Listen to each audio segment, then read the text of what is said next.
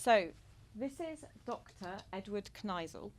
He's a Viennese restorer of Old Master paintings, and he's restoring a painting painted at the beginning of the 17th century depicting the massacre of the innocents. And he's doing this in 1942 in Poland, 30 miles from Auschwitz, where another massacre is happening at the same time.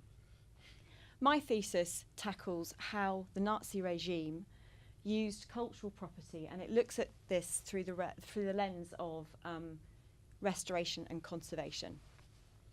And my thesis tries to examine really beyond what we know of the Nazis and cultural property, which is high value items that were taken for the elite and new museums. It looks more closely at how cultural property was used, moved, and how it furthered the aim of the Volksgemeinschaft, which is an artificial concept of the people's community that was really more about who it excluded than who it included. So other efforts that went on during this time involved the use of paper conservators and paper chemists, and this particular effort was completely within the ideological idea of excluding people from the Volksgemeinschaft.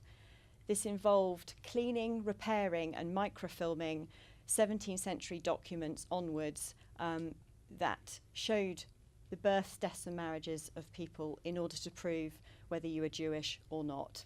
So cultural property and the preservation of it in this case was used directly to decide who would live and who would die.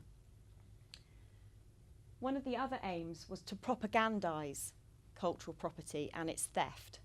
This picture was taken for publication for a German language newspaper that was distributed in occupied countries, with an article that spoke about how certain people in certain countries did not appreciate the cultural property they were custodians of, and how the Nazis were the only people to preserve these items and make them what they are, treasures that are part of German culture.